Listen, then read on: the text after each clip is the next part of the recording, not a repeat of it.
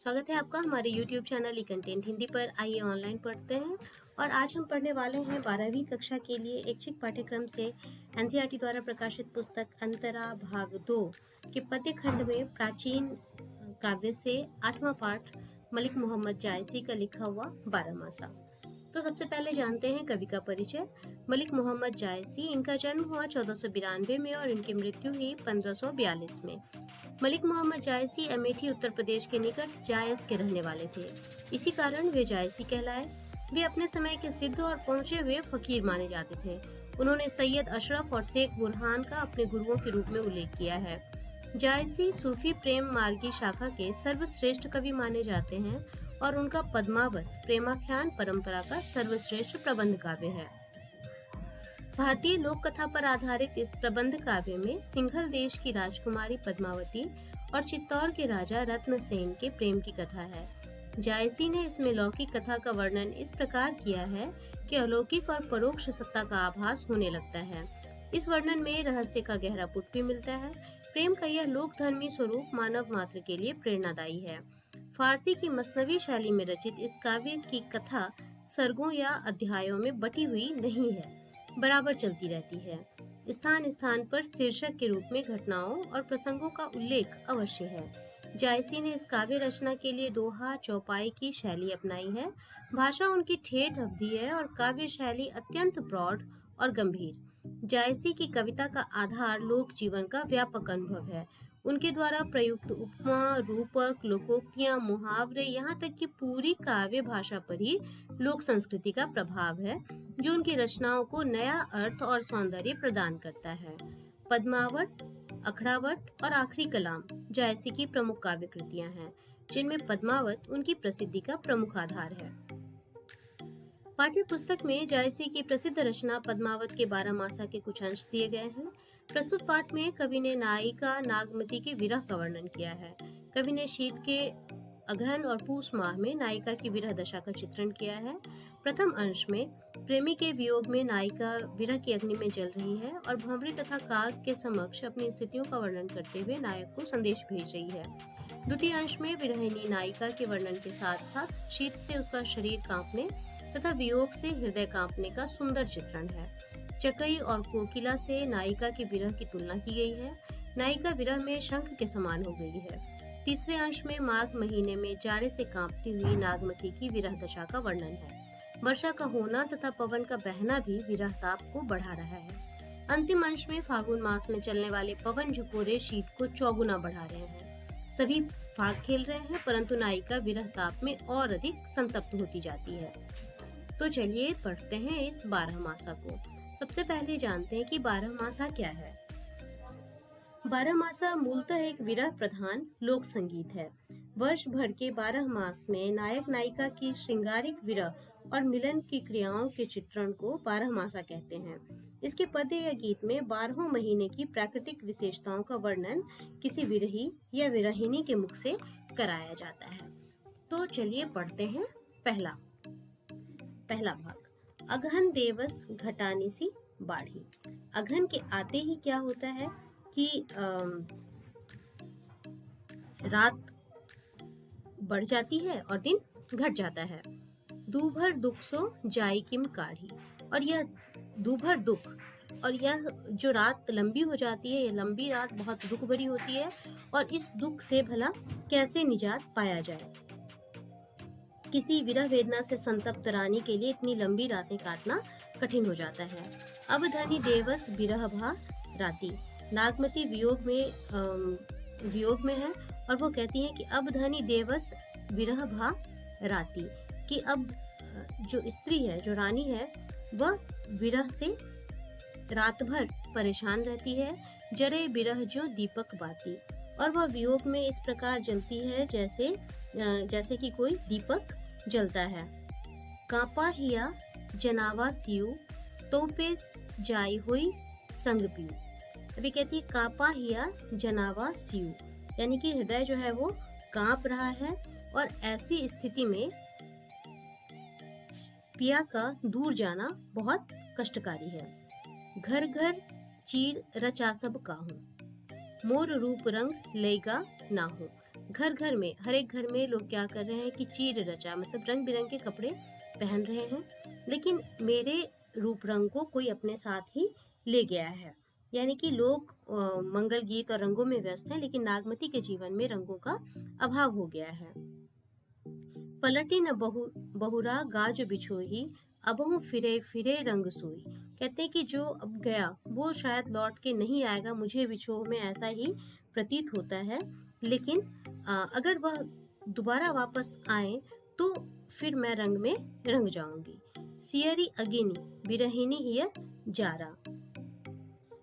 कह रही है कि विरह के सियरी अग्नि बिरहनी हिय जारा, कि यह अग्नि जो है वह बिरहनी के हृदय को जला रही है। सुलग सुलग दग्धे भई छारा, और यह सुलग सुलग कर बिल्कुल दग्ध हो गया है। यह दुख दगध न जाने कंतु, लेकिन यह जो जलने का दुख है यह शायद कंतु यानी कि उनके पति नहीं समझते हैं। जोबन जन्म करे भस्मंतु, और इस जन्म में मेरा यौवन भस्म ही होने वाला है। पियसो कहो कहेहु संदेशरा ए भंवरा एकाग। और अब वो कहती हैं कि यह दुख दर्द किसी और के समझ से परे है, जिसे विरहिणी का जन्म भस्म होता जा रहा है। नागमती भौरे और कौवे से प्रियतम तक अपनी दशा पहुंचाने का आग्रह करती हैं कि पियसो कहो संदेशरा ए भंवरा एकाग, सो धनी बिरह जरी मुई तेहिक धुआं हम लाग। कि आपकी विरहिणी तो विरह में जलकर विरह में जल गई और उसी विरह ज्वाला से हम काले हो गए हैं। तो यहाँ पर अतिशयोक्ति अलंकार देखने को मिलता है, क्योंकि ये भंवरा और काग इसका रंग काला ही होता है और वह विरह के कारण जलानी है। तो यहाँ पर अतिशयोक्ति है। इसके साथ साथ हम देखते हैं कि इसमें अनुप्रास अलंकार भी देखने को मिलता है, और जैसे कि हमने पहले देखा था कि शैली मसनवी है, भाषा अवधि है और दोहा चौपाई छंदों का प्रयोग किया गया है। पूस जाड़ थर थर तन कांपा। अब पूस का वर्णन करती हुए कहती हैं कि वियोग पीड़ित नागमती का चित्रण करते हुए कहते हैं कवि कि पूस माह के जाड़े से शरीर थर थर कांप रहा है। सूरज जड़ाई लंक दिशि तापा। अब सूरज जो है वो दक्षिण की दिशा में, लंक दिशि यानी कि दक्षिण की दिशा में चला गया और इसीलिए ताप कम हो गया है। बिरह बाढ़ी भा दारुण सीयू। और वो कहते हैं कि विरह वेदना से रानी का बेहद दारुण यानी कि दयनीय स्थिति हो गई है। कपी कपी मेरो ले ही हरी जीव। और ठंड से कपकपी से ऐसा लग रहा है मानो कि उनके प्राण ही निकल जाएंगे। कंत कहाँ हो लागो हियरे। और वो कहती हैं कि प्रियतम कहाँ गए हैं यह समझ नहीं आ रहा है, और अगर वो आए और इसका एक ही उपाय है कि वह उन्हें अपने हृदय से लगा लें। पंथ अपार सूझ नहीं नियरे। और प्रियतम तक जाने का पंथ अपार है और वह उनके समझ में नहीं आ रहा है कि वह उन्हें कैसे ढूंढ लें। सौर सुपेती आवे जूड़ी। कहते हैं कि ठंड से गर्मी प्रदान करने वाला वस्त्र सौर सपेती भी। जानो सेज हिवंजल बूढ़ी। ऐसा लग रहा है मानो कि हिमालय के बर्फ के समान वो ठंडे हो गए हैं। चकई निसी बिछड़े दिन मिला। जो चकवा चकई होते हैं वो भी नियत काल में मिल जाते हैं। वो रात में बिछड़ते हैं और दिन में मिल जाते हैं। हो निसी बासर विरह कोकिला। विरह कोकिल भी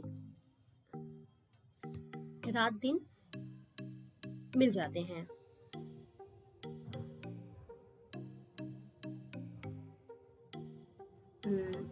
रैनी अकेली साथ नहीं सकी।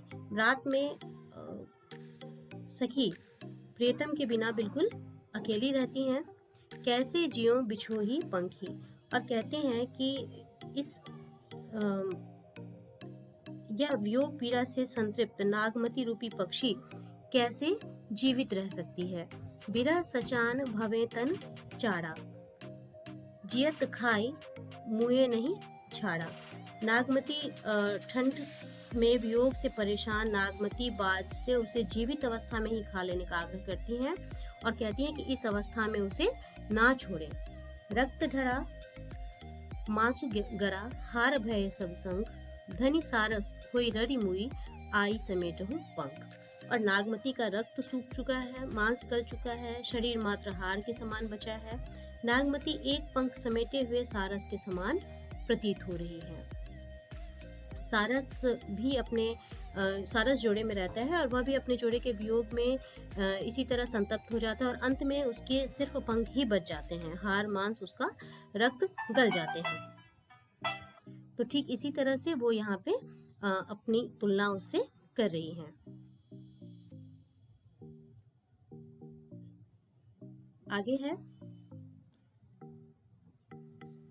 इस काव्यांश में जायसी जी माघ माह में विरह से व्याकुल नागमती के दुख की अभिव्यक्ति करते हैं और कहते हैं लागो माह पड़े अब पाला।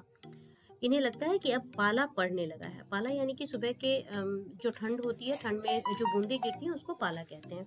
तो कहते हैं कि लगता है अब पाला पड़ने लगा है। विरह काल भयउ जड़ काला।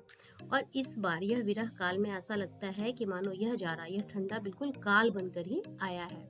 पहले पहल तन रुई जो झांपे, हहली हहली अधिको हुई कांपे। वो कहते हैं कि पहले पहल जब वह रुई से अपने शरीर को ढकती हैं तो ऐसा लगता है मानो कि वह हृदय और ही ज्यादा कांप रहा है। आई सूर होई तपुरे नाहा, तही बिनु जार न छूटे माहा। तो यहाँ पर वो कहती हैं कि पतिदेव सूर्य के आगमन से कुछ ताप तो आता है, किंतु आपके बिना यह जाड़ा नहीं जाता। एहि मास उपजे रस मूलू। वो कहती है कि इसी माह में श्रृंगार भाव की उत्पत्ति होती है। तू सो भंवर मोर जोबन फूलू। और कहती है कि इसी माह में श्रृंगार भाव की उत्पत्ति होती है, परंतु प्रेतम के दूर रहने से नागमती का प्रफुल्लित होता यौवन निरर्थक हो रहा है। नैन चुवे जस माहुट नीरू। नागमती की आंखों से माघ माह में होने वाली तेज वर्षा के समान अश्रु बह रहे हैं। तही जल अंग लाग सर चीरू। और प्रियतम के बिना नागमती के अंगों का सौंदर्य अर्थहीन हो गया है और वह एक रसहीन जीवन व्यतीत करने को विवश है। टूटे ही बूंद परे ही जस ओला। आंखों से जो गिरती बूंदे हैं वो ऐसा लगता है मानो ओले के समान है। तेही जल अंग लाग सर चीरू। और पवन झकझोर कर उस विरह वेदना को और ज्यादा, विरह पवन हुई मारे झोला। और बहती हुई जो ओले के समान बहती हुई बूंदे हैं उसे पवन झकझोर कर विरह वेदना को और ज्यादा बढ़ा रहा है। केहिक श्रृंगार को पहिर पटोरा। कोई श्रृंगार कर रहा है और कोई पटोर पहन रहा है, यानी कि सुंदर रेशमी वस्त्र पहन रहा है। गियह नहीं हार रही हुई डोरा। लेकिन नागमती कहती हैं कि वो किसके लिए श्रृंगार करें, किसके लिए आकर्षक वस्त्र पहने और किसके लिए गले में हार और शरीर पर आभूषण पहने। तुम बिनु कंता धनी हरोई, तन तिनुवर भाडोल, तही पर विरह जराई के चहे उरावा छोड़। नागमती कह रही हैं कि प्रियतम आपके बिना हृदय कंपित हो रहा है तथा तन डोल रहा है। विरह वेदना मेरे शरीर को जलाकर समाप्त करती जा रही है। इसमें जायसी फागुन माह में पति वियोग से व्यथित नागमणि की मनोदशा का वर्णन करते हैं। फागुन पवन झकोरे बहा, चौगुन सियु जाई की मिसहा। कि फागुन माह में बहने वाली ठंड ने हवा को 4 गुना बढ़ा दिया है, जिसे नागमती सहन नहीं कर पा रही हैं। तन जस पियर पात भा मोरा। उनका शरीर जैसे पीला पत्ता हो चुका है, पतझड़ के जो पीले पत्ते होते हैं बिल्कुल वैसा उनका शरीर हो चुका है। विरह ना रहे पवन हुई झोरा। कहते हैं कि नागमती का शरीर सूखकर पत्ते के समान हो गया है, जिसे विरह वेदना ने झकझोर दिया है। तरीबर झरे झरे बन ढांखा, भई अनपत फूल पर शाखा। तिनके गिर रहे हैं तथा फूल गिर रहे हैं। वनस्पतियों में उत्साह है, अर्थात वातावरण में हर प्रकार के फूल, वनस्पतियां इत्यादि पुष्पित पल्लवित होने लगे, परंतु नागमती के मन में उदासी व्याप्त है। तरीबरी झरे झरे बन ढाखा, भई अनपत फूल पर शाखा, करिन बनाफति खीन हुलासु, मोह कह भाजक दुनु उदासु। अब आगे कहती हैं, फाग करही सब चांचरी जोरी, मोहि जिय लाई दीन जस होरी। तो कहते हैं कि अब होली का उत्सव आ रहा है, लोग एक दूसरे को रंग लगाने को आतुर हैं। जौ पे पिय जरत असभावा, जरत मरत मोहि रोसना आवा। तो कहती हैं कि लोग एक दूसरे को रंग लगाने को आतुर हैं, लेकिन नागमती बेरंग और उदास और अकेली है। विरह वेदना से जल रही नागमती शोक और रोष का अनुभव कर रही है। राते हो देवस इह मन मोरे, लागों कंत छार ज्यों तोरे। रात दिन विलाप करके प्रियतम के आगमन की प्रतीक्षा कर रही है। अंत में दुख की पराकाष्ठा में पहुंचकर कहती हैं, यह तन जारों छार के कहो कि पवन उड़ाओ, मकु तेहि मारग होई परो, कंत धरे जह पाओ। कि मेरा शरीर मतलब पद्मावती का शरीर जलाकर राख कर दिया जाए तथा उस राख को उस मार्ग में फैला दिया जाए जहाँ से उसके पति होकर गुजरे, जिससे कि उनके पैर का स्पर्श उसके राख को हो सके। तो यह थोड़ा सा कठिन है क्योंकि अवधि में है और अर्थ समझने के बाद हो सकता है कि आपने इसे अच्छे से ग्रहण कर लिया हो इसका भावार्थ। फिर भी इसमें कुछ कठिन शब्दों के अर्थ भी इसके पीछे दिए हैं जिनसे आपको कुछ सहायता मिल जाएगी। आशा है आपको यह पाठ अच्छे से समझ में आया होगा। धन्यवाद।